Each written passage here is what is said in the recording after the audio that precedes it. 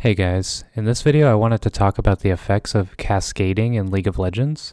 I'm going to be using a game I played in Platinum Elo to showcase how every small decision leads up to a big effect on the game.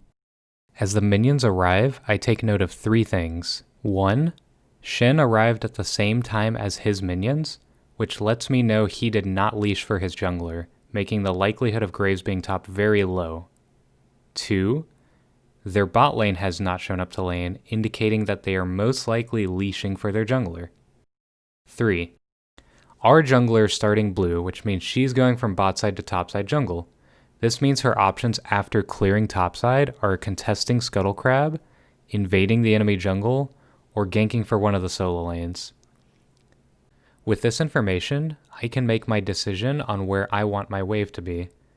I want to get lane priority so that I can respond to my jungler's decision faster than my opposing top laner. I push the wave and harass Shen when I know that the trade will be in my favor. This will allow me to not only respond faster to Evelynn, but it'll also make it harder for the Shen to respond, knowing that he has 300 less health than me. I see on the minimap that my Evelynn is invading as I shove into Shen's tower, and as Evelynn kills Graves in his jungle, all I have to do is make sure Shen cannot help him. So you might look at this and say, but Evelynn cleanly killed Graves, so Shen wouldn't have been able to do anything anyways, right? And yeah, that's true, but think about what could happen if I had let Shen push into my tower. Evelynn kills Graves and is now deep into the enemy blue side jungle. Shen can rotate down without losing any gold or XP because he's already shoved his wave into my tower. Shen can then force a fight onto Evelynn as she's leaving the jungle, which Katarina can reach first as she is the closest player to Evelynn. It then becomes a 2v1 as Diana would attempt to react, but in the time that it takes for Diana to walk to them, Kat and Shen could have easily killed Evelynn.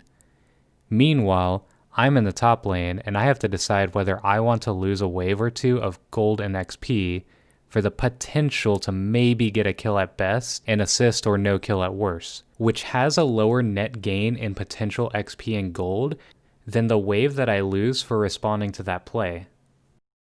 Going back to the game, even though I personally didn't get anything out of that Evelynn kill, it was my setup that allowed her to get away with it cleanly. My wave is now reset, and that allows me to back without having to use teleport, and this is important for what happens in a few minutes.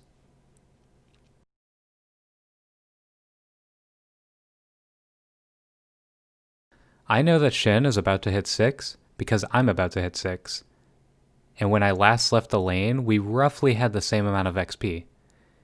Since Shen is about to have global presence with Stand United, I want to make sure that he gets the least amount of value from his ult.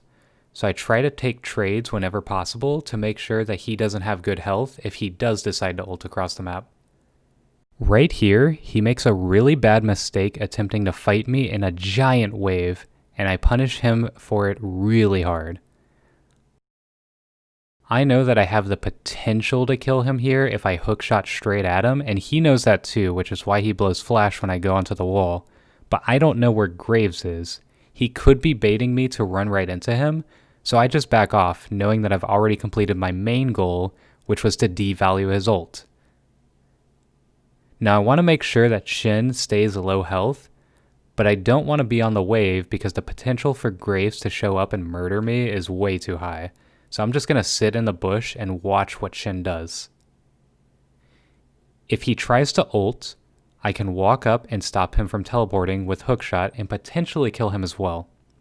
If he tries to push the wave, I could potentially kill him if he overextends.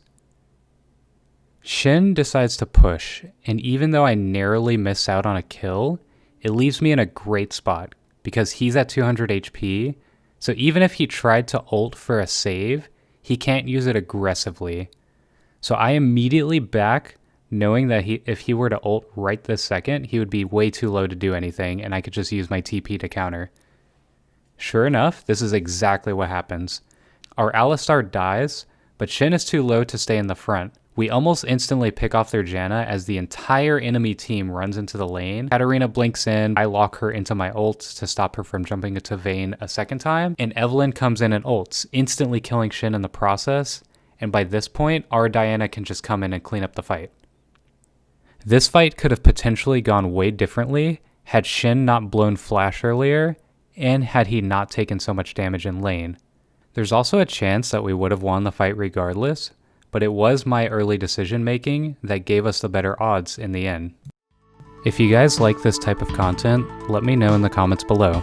You can also follow me on Twitch where I do informative streams and free coaching as well. Thanks for watching.